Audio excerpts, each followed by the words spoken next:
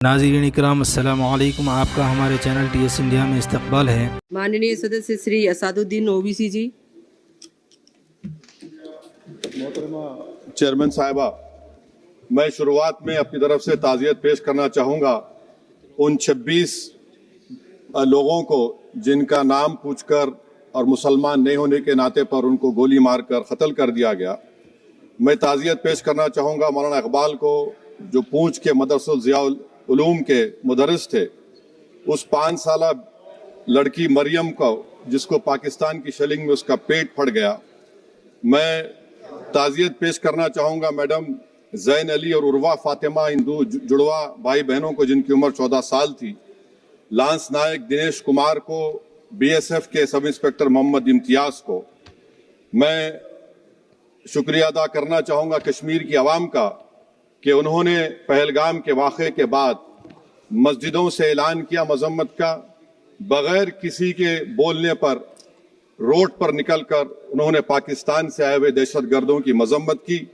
मैं मुबारकबाद देता हूं हमारी मुसल्लह अफवाज को कि उन्होंने एक अजीम कुर्बानी पेश की और बहादुरी के साथ ऑपरेशन सिंदूर में भारत को कामयाबी दिलाई। ऑपरेशन सिंदूर की कामयाबी की एक अहम वजह यह थी मैडम कि मुल्क में इत्तेहाद और इत्तेफाक पैदा हो गया था, एक यूफोरिया पैदा हो गया था, मगर अफसोस कि हुकूमत ने उसका फायदा नहीं उठाया। मैं आज भी कह रहा हूं, जिम्मेदारी के साथ कह रहा हूं कि पाकिस्तानी फौज, पाकिस्तान की ISI, पाकिस्तान का डीप स्टेट, उनका हयाती मकसद ये है कि हमेशा भारत को कमजोर किया जाए। और अगर हमको इन ताकतों को कमजोर करना है तो देश में इत्तेहाद और इत्तेफाक को बरकरार रखना पड़ेगा।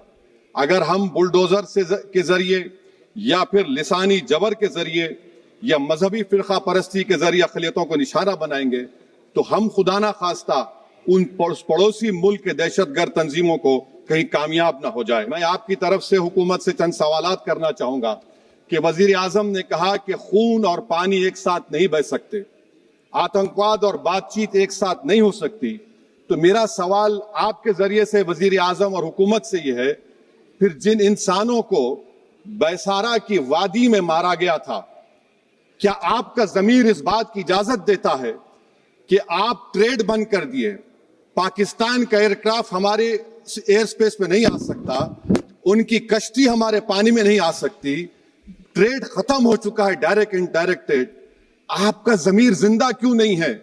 किस सूरत से आप पाकिस्तान से क्रिकेट मैच खेलेंगे जब हम पानी नहीं दे रहे हैं? 80% पानी पाकिस्तान का हम रोक रहे हैं, यह कहकर के पानी और खून नहीं बहेगा, आप क्रिकेट मैच खेलेंगे?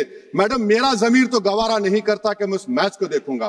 क्या इस हुकूमत में इतनी हिम्मत है कि उन 25 मरने वालों को फोन करके कहे कि देखो हमने ऑपरेशन सिंदूर में बदला ले लिया, अब तुम पाकिस्तान का मैच देखो?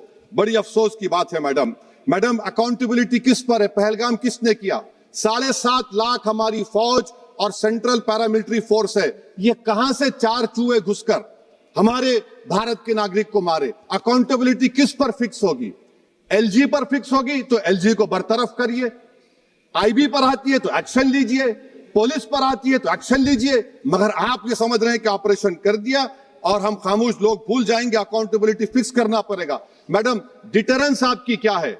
आपने सर्जिकल स्ट्राइक किया, आपने बालाकोट किया, फिर ये पहलगाम हुआ, तो आपकी डिटरेंस की पॉलिसी नाकाम साबित हुई, कश्मीर की पॉलिसी नाकाम साबित हुई, 370 हटा दिया आपने एक रियासत को UT बना दिया और उसके बावजूद भी दहशतगर्द वहां पर पहुंच गए। इंशाअल्लाह मज़ीद अपडेट के साथ आपसे मुलाकात होती रहेगी। आपसे गुजारिश है चैनल को सब्सक्राइब करें। अल्लाह हाफिज़।